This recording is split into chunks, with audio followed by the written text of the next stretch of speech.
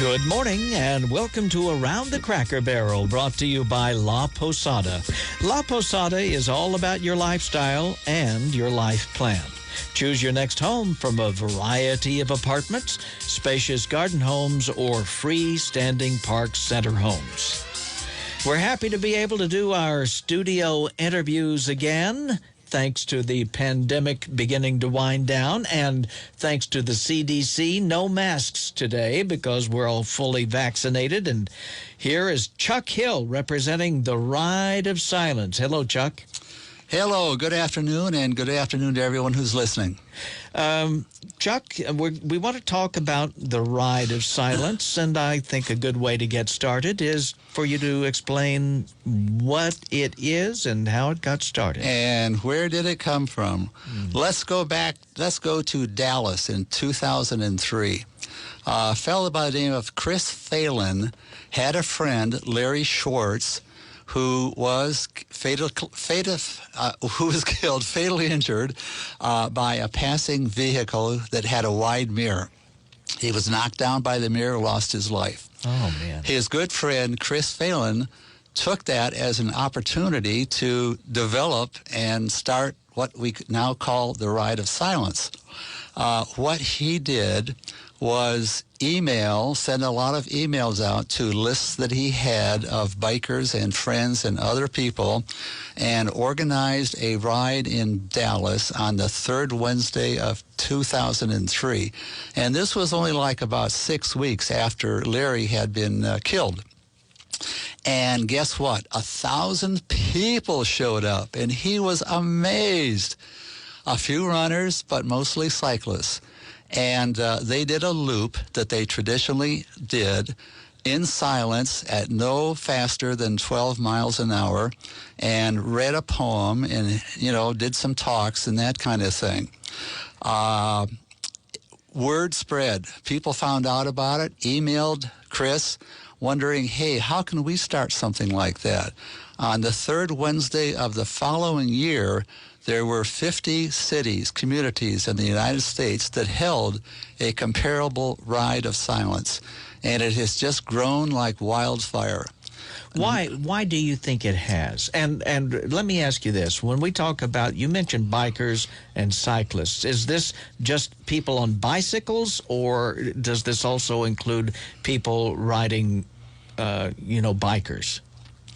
Who are motorcyclists? Yeah, I sometimes say bikers, and that can be mistaken as motorcyclists. But when cyclists say bikers, we are talking about cyclists. Okay, so this is a bicycle event. It is for sure.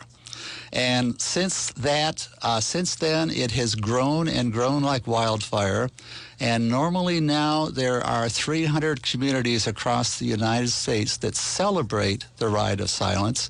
It's also held in many foreign locations, and even including Antarctica. Now, you might think, how do I ride a bike in Antarctica? They celebrate the Ride of Silence by riding silently in trainers in a heated building.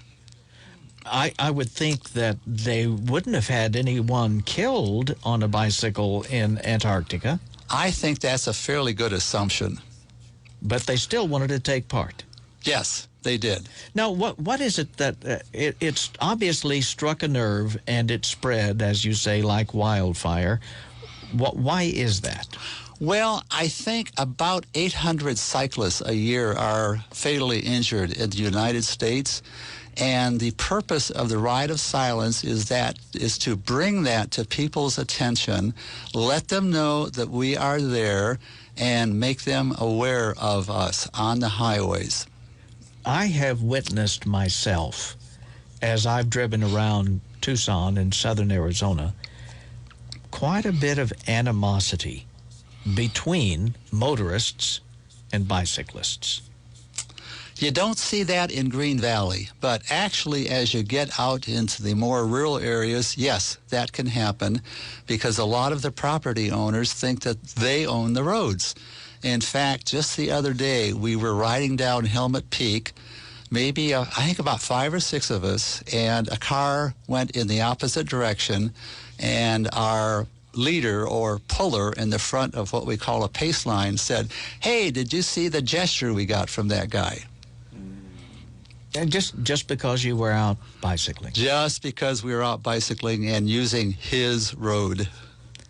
Now, I think it would be fair to say that there have been times where bicyclists have been in the wrong. Absolutely, and I hate to see that happen. As a bicycle rider, people know how to ride their bikes, but a lot of people do not know how to drive their bikes. When you are driving your bike on a road in traffic, you need to be aware of your surroundings, what's behind you, what's to the side, what's ahead of you. You need to, let me say that bicycles in the state of Arizona are not considered to be a vehicle like they are in most states. But on the other hand, bicycles have the same rights and privileges as vehicles. So they have the right to ride in the road, but they also have the responsibility of following all the rules and laws, including signaling your intentions, stopping at stop signs, stopping at red lights.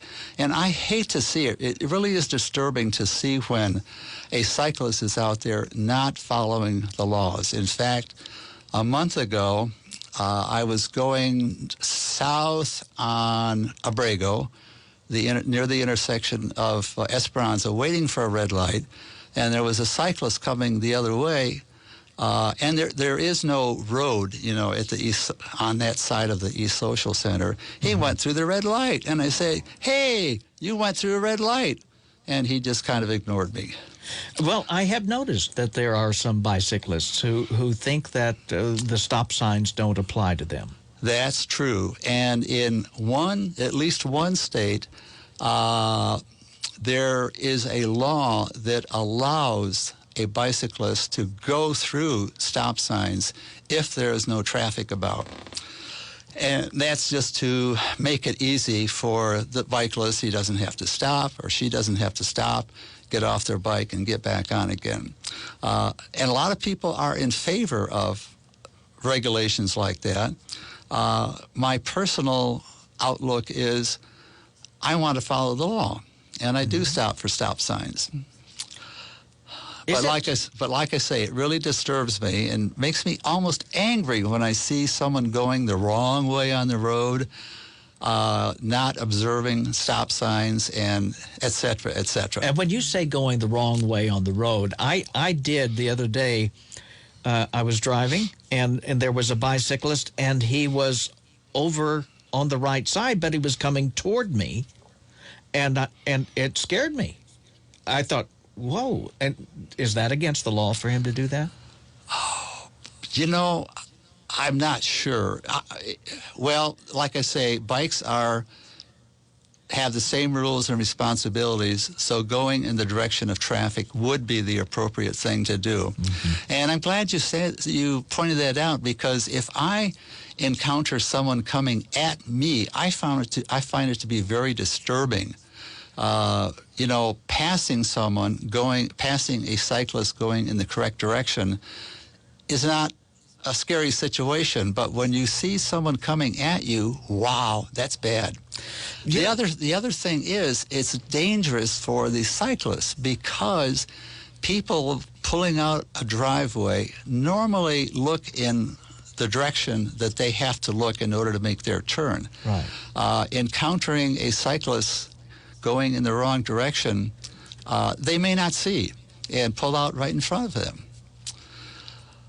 I have, as I've driven around, and I've driven around cyclists, number one, I always give them a wide berth, But sometimes bicyclists ride on two-lane roads which have no shoulders.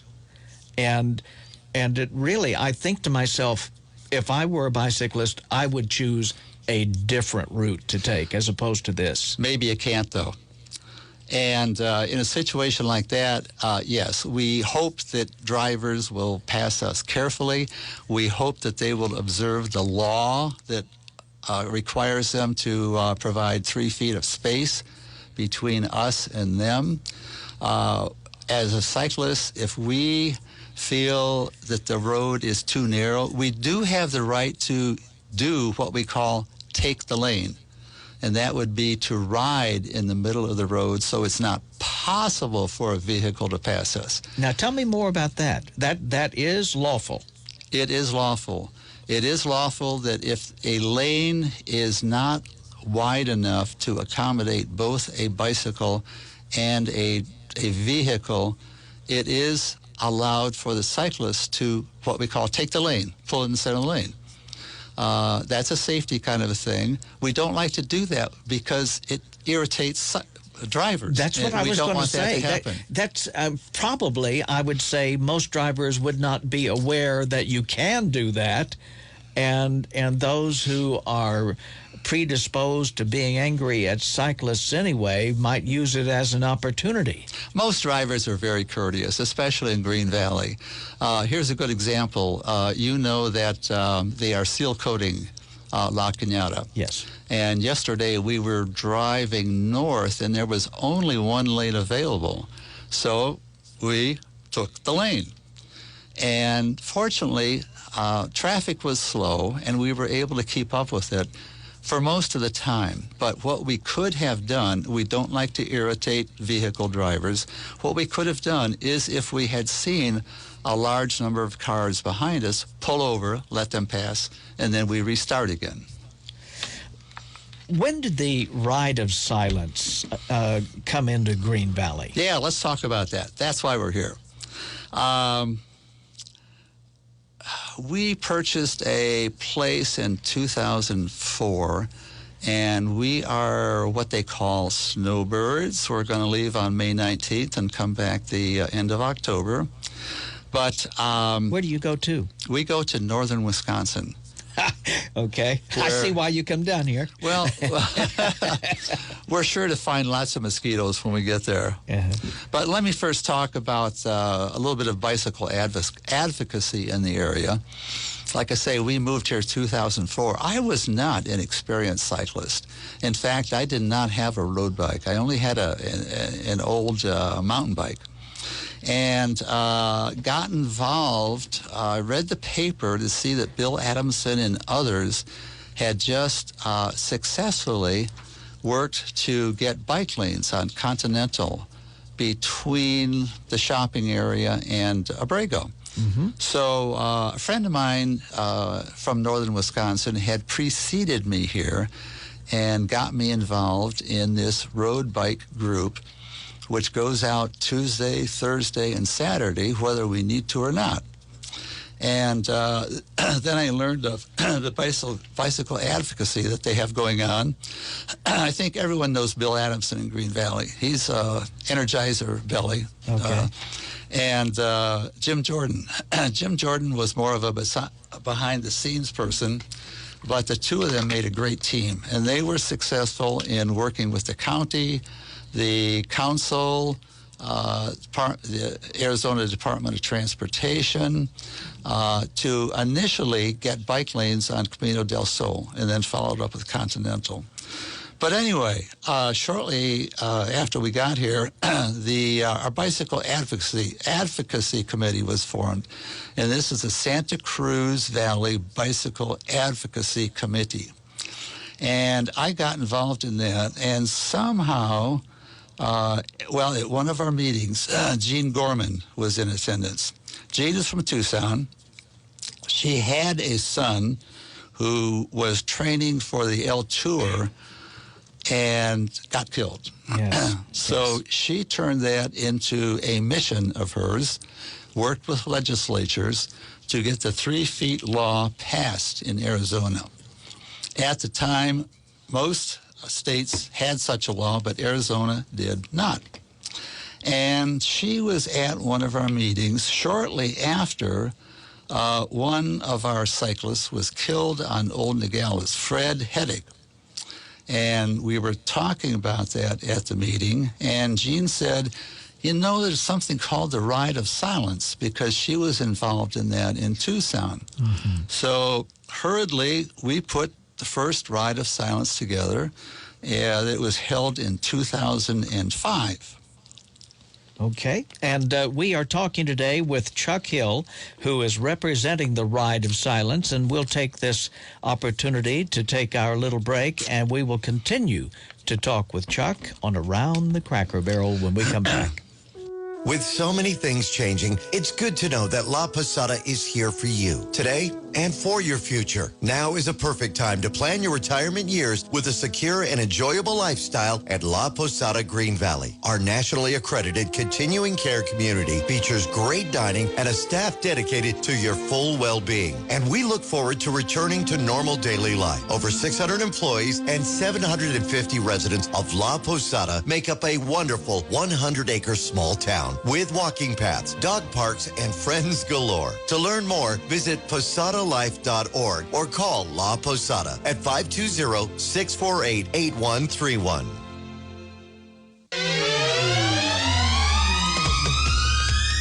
We are back on Around the Cracker Barrel with Chuck Hill, who is representing the Ride of Silence. Chuck, I'm wondering, how old are you and how long have you been bicycling? Oh, man, I'm 82 years old. Are you really? Yeah, and like I say, I had a mountain bike and a road bike, but really didn't do much until I got involved with people when we had started our relationship with the Green Valley area. Mm-hmm. Now, I, on the way to work each day, pass a ghost bike on Sahuarita Road. And how many ghost bikes are there in the Green Valley area? In the area, we have a couple of ghost bikes. One is on, I think it would be Helmet Peak Road. It's either Helmet Peak or Sarita Road between La Cañada and the interstate.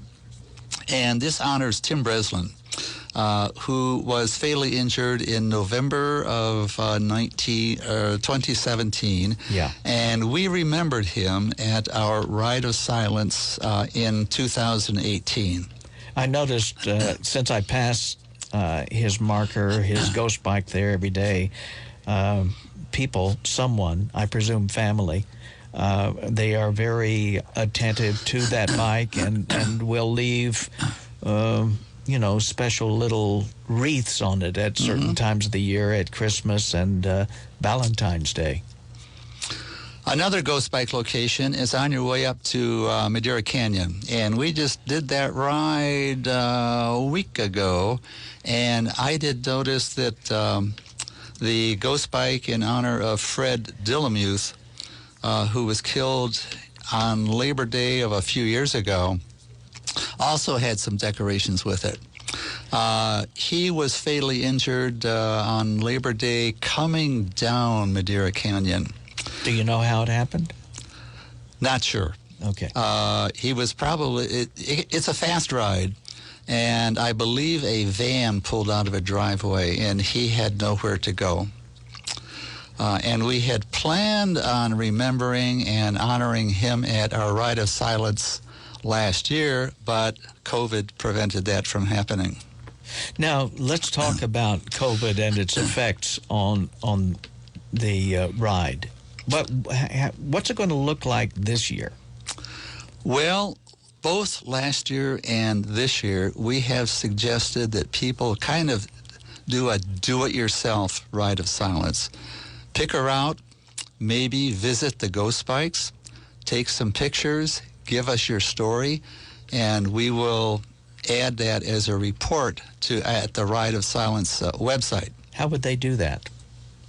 Send it to me. Okay, and what's your information? We sent out email last night or yesterday sometime, okay, encouraging people to do it yourself this coming Wednesday. Our website and email address is included. Also, I encourage people to tune in to Cracker Barrel this morning. Very good, very good. But the last 2 years, of course, have been difficult to sponsor an event like this. Our planning starts in February because we have to arrange for permits from both Pima County and the town of Sarita. We need to make arrangements for insurance, so we really have to start in February in order to be prepared for May. Last year, when we started this, little was known of the impact of COVID at that time. Mm-hmm. So we just assumed that it wouldn't be a problem, and we would sponsor the Rite of Silence, as we normally have done for 16 years. But it didn't happen. As we got closer, the impact of COVID became more apparent.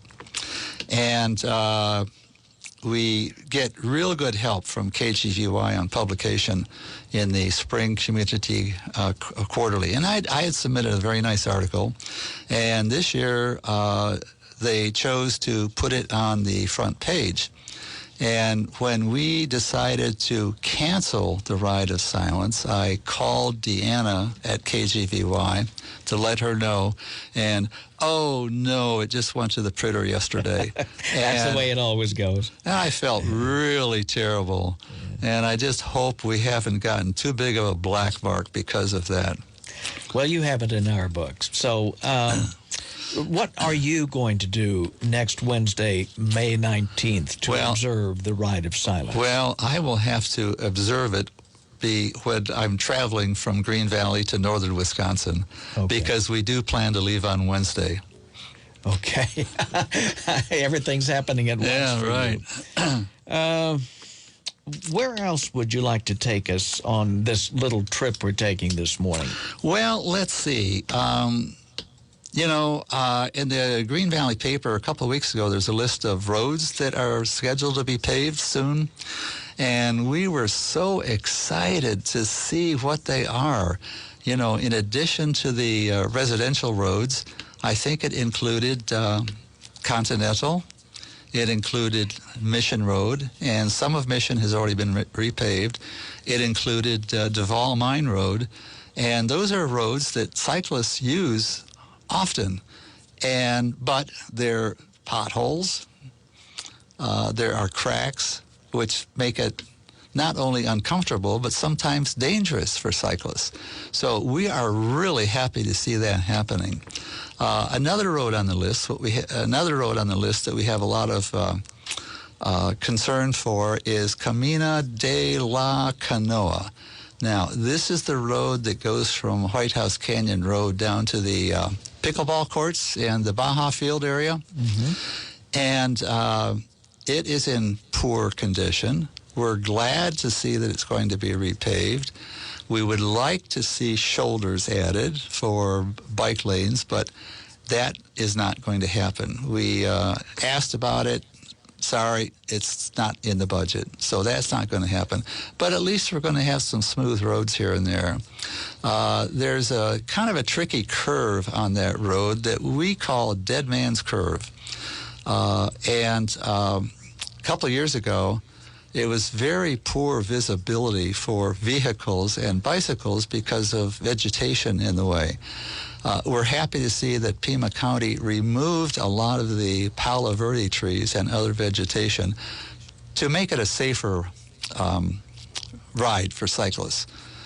And like I say, we'd like to see bike lanes there because there's a lot of traffic there now with the pickleball fields and the new pickleball fields and the baseball fields.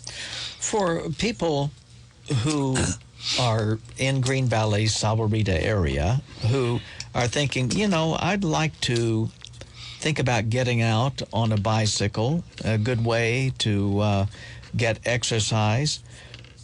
Is there a club they can join? There are several riding groups in the area, and we have a new kid in town. We have a new bike club. It's the GVR Cycling Club, and their website is gvrcycling.org. Group rides are posted there. They're also posted on our Bicycle Advocacy Committee site, and that is scvbac.org. There's a tab that has rides and maps, so people can find out about it there. Give us that address again that you just gave us. Well, it's Santa Cruz Valley Bicycle Advocate Committee, so it's scvbac.org. Okay. Now, as far as bicycling, we talked about the need to not ride your bike in traffic, but drive your bike in traffic. And now you see a lot more cyclists in Green Valley than you did a year or two ago because of what you mentioned, people wanting to get out and do something. And so I think that is part of the reason that sometimes people get irritated with bicyclists because they do not know how to ride in traffic. They don't understand the rules, which is too bad. I saw a woman who was on her bike, and I always come through the intersection of Salarita and La Cañada, and she was on her bike, but she had chosen to stop her bike, and she was actually in the intersection where she had decided to stop and check her phone for text messages. Okay. And and there was a big truck, that had to pull around her and make way. But I thought to myself, just 10 feet away, she would have been off the road, but she was in the road checking her texts. Yes, not good, not good. We don't do that. We don't do that. Okay, we're down to our last minute here. Why don't you give us an idea about bike sales in the Green Valley area, and where does a person go if they want to get a bike? Well, of course, Rob and Tiffany have the bike hub. That's the only real bike shop in Green Valley. There is Beau Gerard, the bike doc. He is excellent at fixing bikes. He can do it with his truck. Really? Really? Well, he has like a mobile van that has equipped with every kind of bike tool you'd ever want. And how does one get a hold of him? They call him. And do you have how would they look him up? He's got a website, Bike Doc. BikeDoc.com. That'll come up. Yeah. Okay, That's good to know. That's good. Bike sales last year were 35% higher than the year before, and we know why. Obtaining a bike right now can be difficult. Even getting parts for bicycles can be difficult. All right, Chuck Hill, representing the Ride of Silence. Chuck, thank you so much. You've been very candid today about bicycle safety, and I wish you the best and safest travels. Thank you. All right. Around the Cracker Barrel is brought to you by La Posada, Southern Arizona's best choice in senior living. La Posada offers low-stress living with amenities that enhance your well-being and peace of mind. And when you think about it, isn't that what retirement living is really all about?